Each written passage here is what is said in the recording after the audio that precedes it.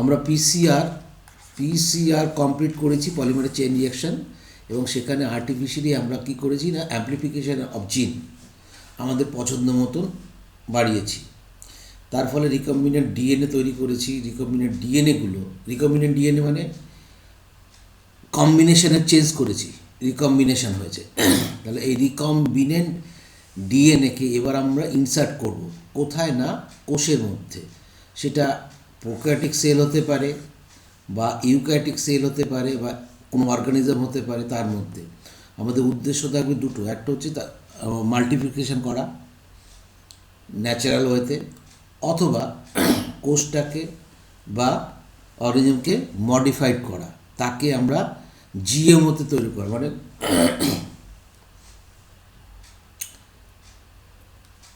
আমরা তাকে কী করছি না জেনেটিক্যালি মডিফাইড অর্গানিজমে পরিণত করা। এরকম দুটো উপায়ের জন্য আমরা এটা ইউজ করতে পারি। First of all several methods use করি আমরা ইন্ট্রোডিউসিং ঢোকানোর জন্য এবং লাইগেট করার জন্য ডিএনএ ইন্টু রিসিপিয়েন্ট সেল। গ্রহণ করবে যে সেলে তাকে সেই কোষে প্রবেশ করানো এবং তার জিনোমের সঙ্গে ফরেন ডিএনএ বা রিকম্বিনেন্ট ডিএনএটাকে প্রবেশ করে যুক্ত করানোর জন্য। রিসিপিয়েন্ট সেল আফটার মেকিং, তখনই রিসিপিয়েন্ট সেল কার্যকরী হবে যখন সে কম্পিটেন্ট হবে। কম্পিটেন্ট কথাটার অর্থটা আমরা জানি, মানে সে গ্রহণ করার উপযুক্ত। তাহলে দু ধরনের সেল হয় সাধারণত, প্রোক্যারিওটিক ইউক্যারিওটিক, আবার প্লান্ট সেল অ্যানিমেল সেল। তো প্রোক্যারিওটিক সেল এবং প্লান্ট সেল ন্যাচারালি তার সেল ওয়াল এবং সেল মেমব্রেন থাকে, অ্যানিমেল সেলের থাকে না। তো অ্যানিমেল সেলের ক্ষেত্রে আমরা কি ডিরেক্ট আমরা একদম নিউক্লিয়াসের সঙ্গে সরাসরি সিরিঞ্জ দিয়ে, মাইক্রো সিরিঞ্জ দিয়ে আমরা যোগাযোগ করতে পারি।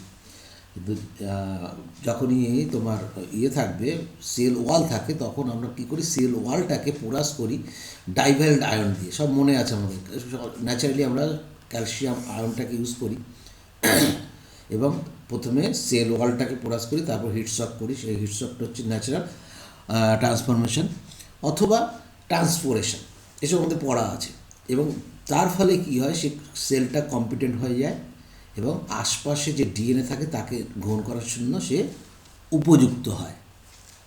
So if a recombinant DNA bearing gene for resistant to an antibiotic, অতএব যদি একটা জিন যাতে অ্যান্টিবায়োটিক রেজিস্ট্যান্ট জিন অ্যাম্পিসিলিন থাকে এবং ইজ ট্রান্সফার ইন্টু ইকোলাই সেলে তাকে ট্রান্সফার করে, the host cell become transfer into ampicillin resistant. Normally তাই হবে। প্রথমে বলেছিলাম যে ইকোলাই সেল ম্যাক্সিমাম ব্যাকটেরিয়ার মধ্যে কি থাকে না, না প্রথমে জানতে হবে ম্যাক্সিমাম ব্যাকটেরিয়ার মধ্যে প্লাজমিড থাকে না, ফার্স্ট ক্রাইটেরিয়া, জিনোম থাকছে। সেকেন্ড ক্রাইটেরিয়া, ম্যাক্সিমাম ব্যাকটেরিয়ার মধ্যে জিনোমের সঙ্গে প্লাজমিড থাকতে পারে কিন্তু অ্যান্টিবডি রেজিস্ট্যান্ট জিন থাকে না, অ্যান্টিবডি রেজিস্ট্যান্ট জিন থাকে না।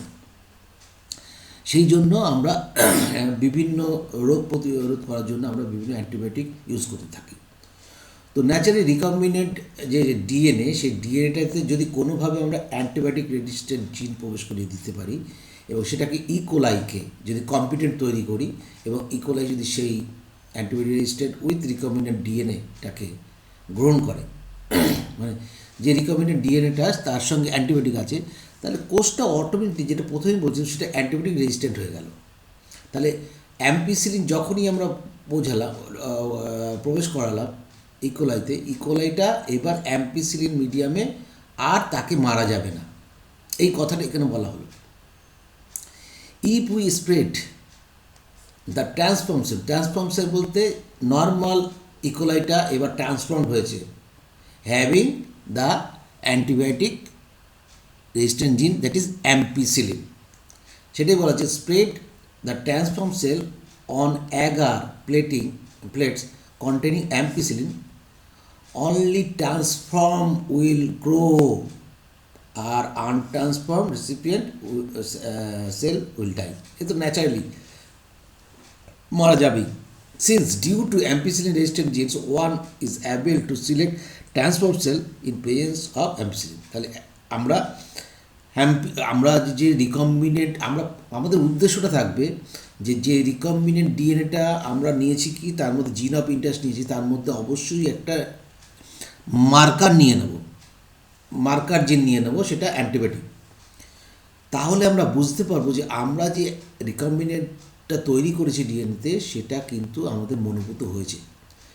কারণ পরবর্তীতে সেই সেম অ্যান্টিবায়োটিক মিডিয়াতে আমরা যদি ট্রান্সফর্ম সেলটাকে দিই তাহলে সেটাই বেঁচে থাকবে, আর নন ট্রান্সফর্ম বা আনট্রান্সফর্ম তারা মারা যাবে। Since due to ampicillin registered gene, one is able to select the transform cell in the presence of ampicillin. ঠিক, the ampicillin registered gene in this case is called selectable marker, যেটা আগেই বলছিলাম। তাহলে কি কেন সিলেক্টেবল মার্কার?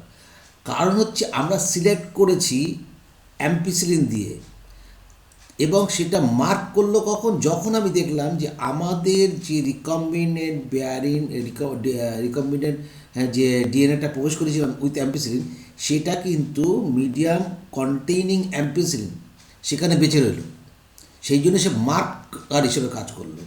সেই জন্য মনে রাখতে হবে যে antibiotic always use as a marker জিন, সবসময়ের জন্য মার্কার জিন হিসাবে কিন্তু ব্যবহৃত হয়।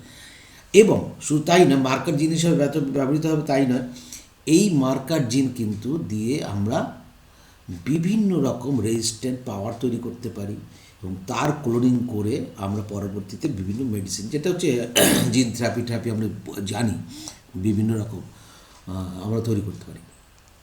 নেক্সট যেটা 5 নম্বর, আমরা প্রসেসিং করছি কিন্তু, তাই না?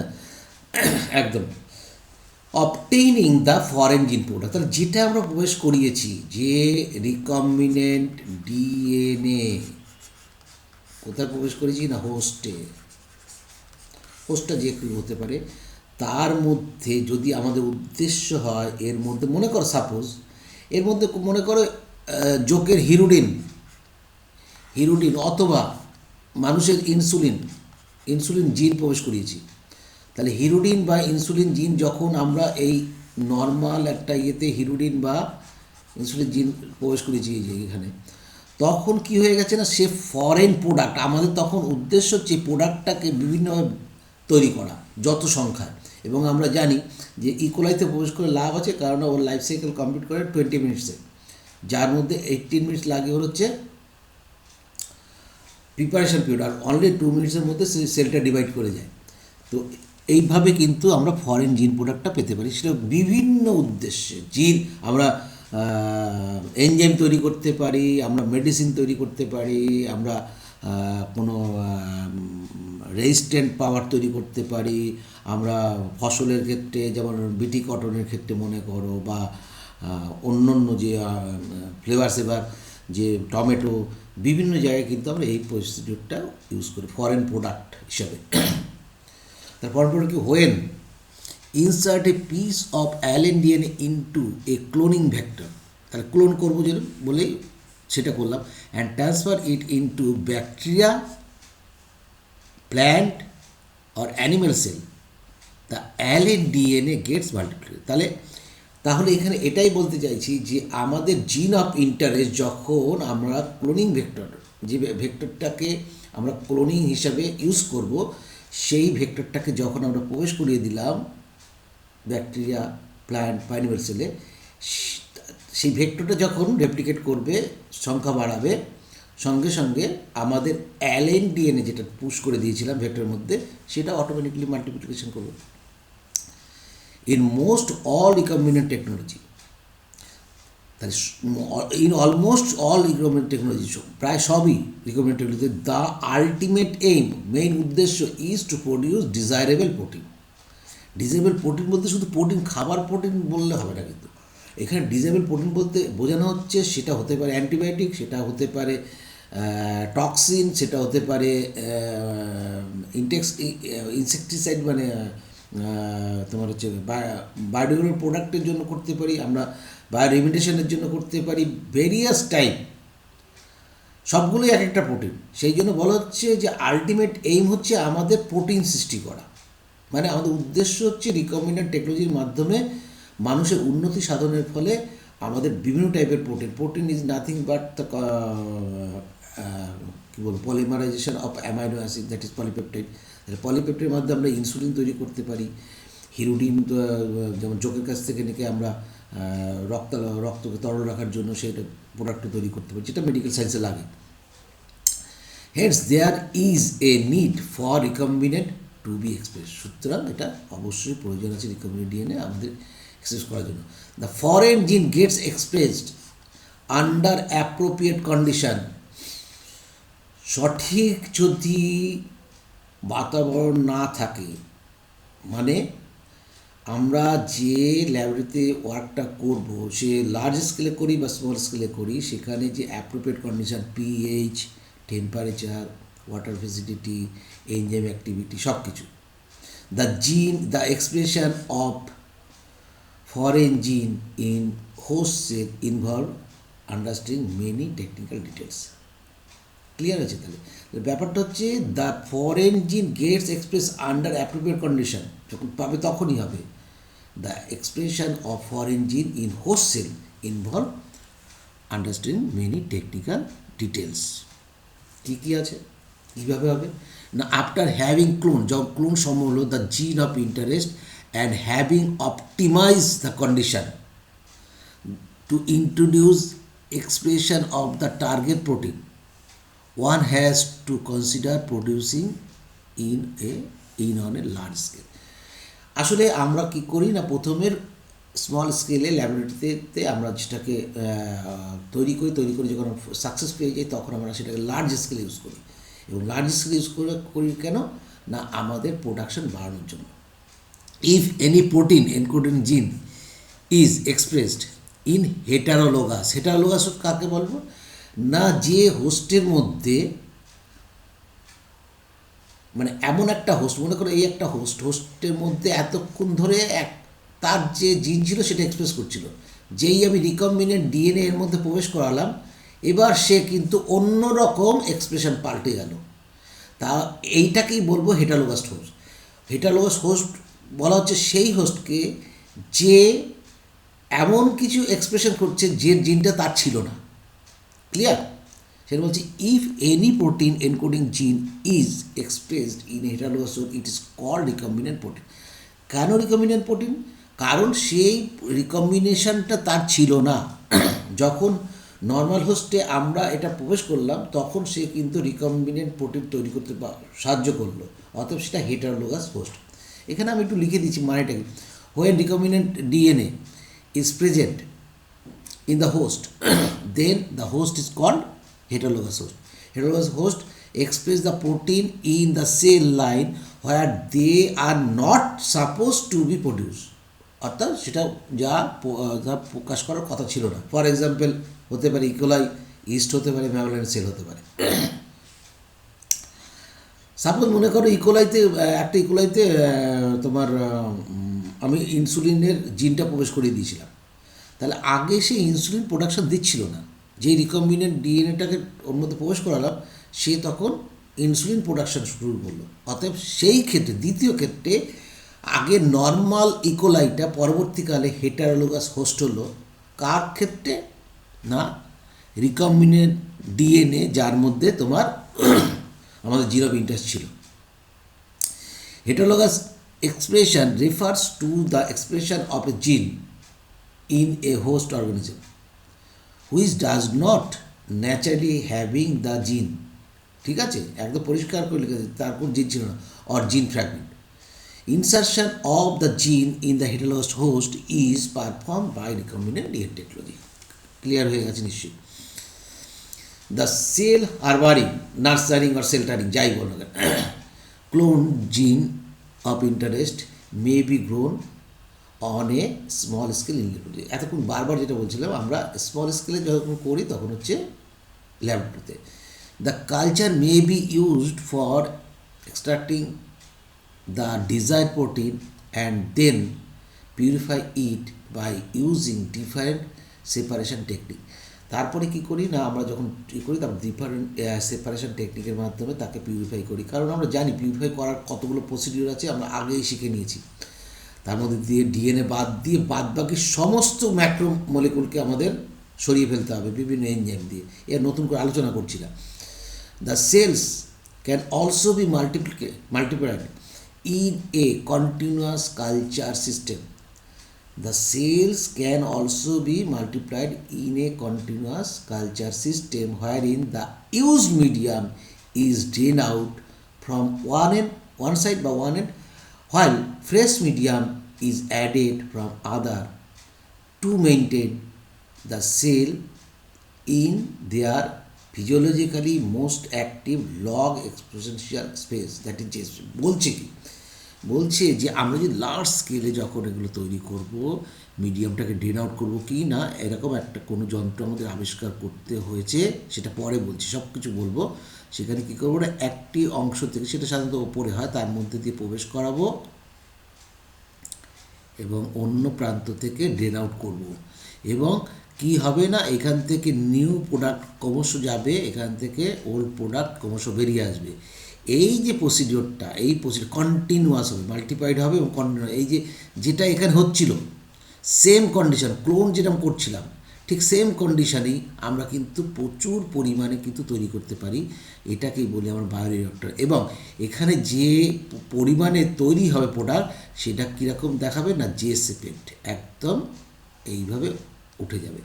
ল্যাবরেটরিতে যখন আমরা করি, যেহেতু সেখানে বা আমরা কোনো তার মৃত্যু হচ্ছে না এবং কন্ট্রোল মেটার সব থাকছে, সেই জন্য এক্সপোনেনশিয়াল বা লগ ফেজে, ল্যাক ফেজ বলে কিছু থাকে না, ঠিক আছে? এটা ভালো করে বুঝো, কিন্তু লগ ফেজে থাকবে, এক্সপোনেনশিয়াল বা লগ ফেজে থাকবে।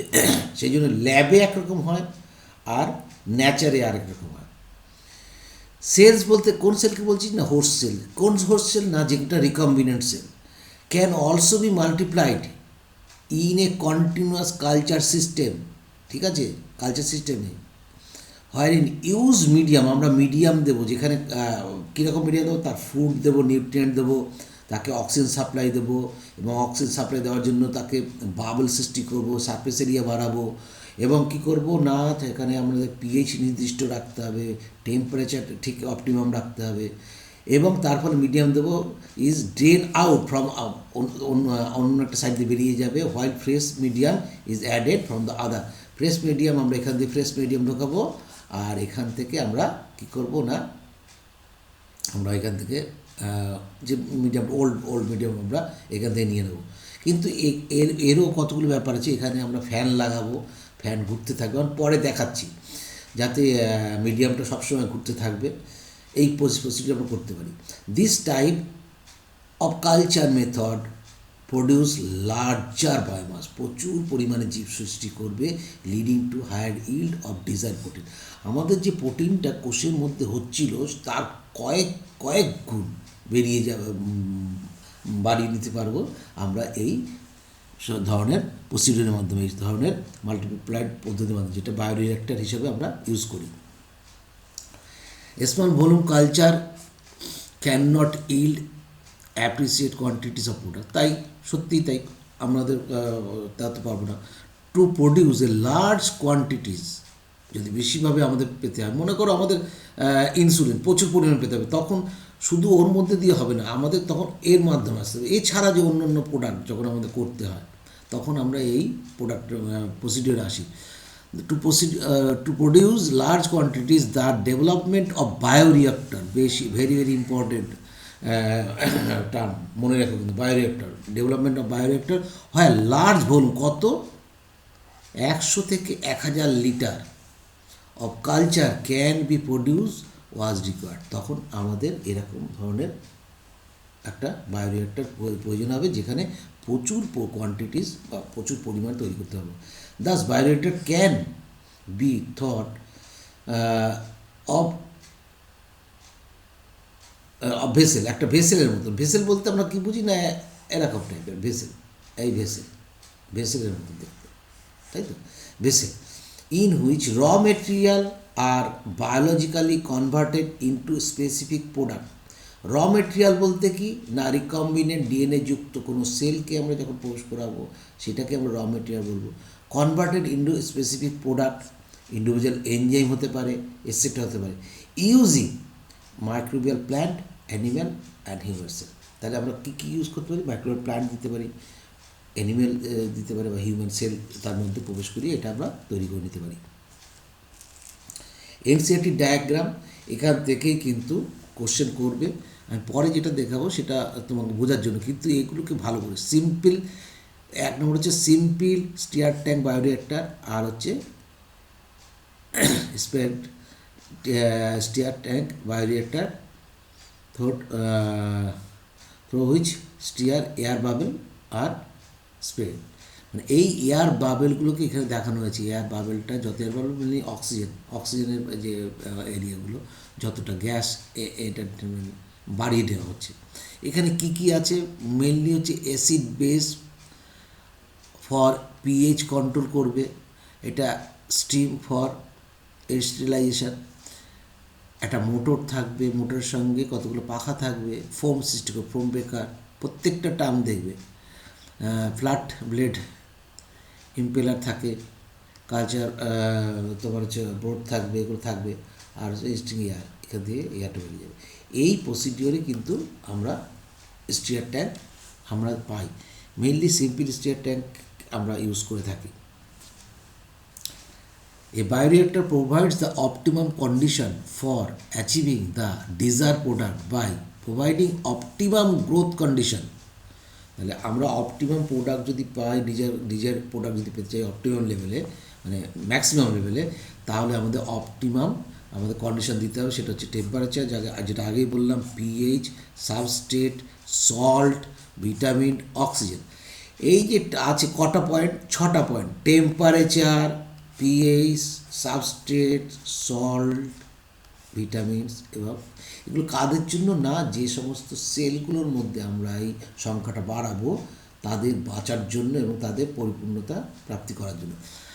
The most commonly use bioreactor সেটা কিন্তু অ্যানারোবিক, যেটা প্রথম এই যে প্রথম যে অ্যানারোবিক, ঠিক আছে, anaerobic, this is anaerobic, this is aerobic, মনে থাকে যেন। The most common used bioreactor anaerobic type হয় আর stirring type, which are shown in the above diagram, উপরেই দেখানো হচ্ছে। The stir tank reactor is usually cylindrical or with a curve base, বেসটা curve হয়, এরকম পাকা হয়, এরকম বড় ধরনের।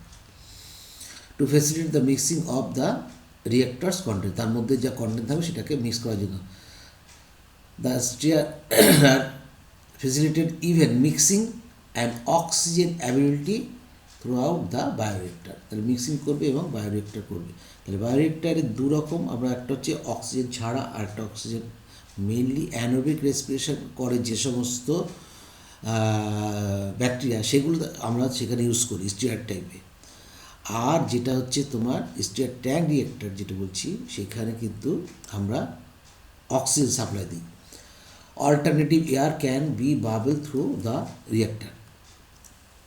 If, এখানে কয়েকটা very very important point, if you look at the figure closely to the bioreactor has কী কী থাকবে, অ্যাজিটেটার, সার্কুলেটার, যেটা কন্টিনিউয়াস সার্কুলেট করে যাবে মিডিয়ামটাকে, medium continue with contents. Oxygen delivery system হবে, একটা অক্সিজেন ডেলিভারি সিস্টেম সবসময় থাকবে। অ্যান্ড ফোম কন্ট্রোলিং সিস্টেম থাকবে, টেম্পারেচার কন্ট্রোলিং সিস্টেম ঠিক মতো থাকতে হবে, পিএইচ কন্ট্রোলিং সিস্টেম থাকতে হবে, স্যাম্পলিং পোর্ট যেখান থেকে বেরিয়ে আসবে এবং ঢুকবে, so that small volume of the culture can be withdrawn period, যার ফলে সামান্য পরিমাণে সামান্য আয়তনের ভলিউম পরিমাণ প্রোডাক্ট আমরা নির্দিষ্ট সময় অন্তর অন্তর পেয়ে যাব। এতক্ষণ যে যা পড়েছি প্রথম হচ্ছে কি আপস্ট্রিম প্রসেসিং, নেক্সট হচ্ছে ফার্মেন্টেশন, নেক্সট হচ্ছে ডাউনস্ট্রিম। এটা এনসিইআরটিতে নেই, কিন্তু বোঝার তোমার সবচেয়ে দরকার। কী করেছি না, ভেক্টর তৈরি করেছি, ভেক্টর কনস্ট্রাকশন করেছি, তারপরে স্ট্রেন সিলেকশন করেছি, এবং কি করেছি না মিডিয়ার মধ্যে এটা প্রবেশ করে দিয়েছি, এই যে, এবং সেটাকে আমরা ফার্মেন্টেশন করালাম,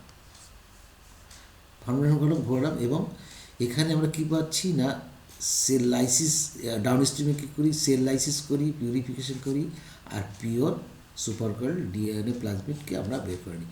this is the downstream process, this is the upstream process in case of DNA technology. ঠিক আছে।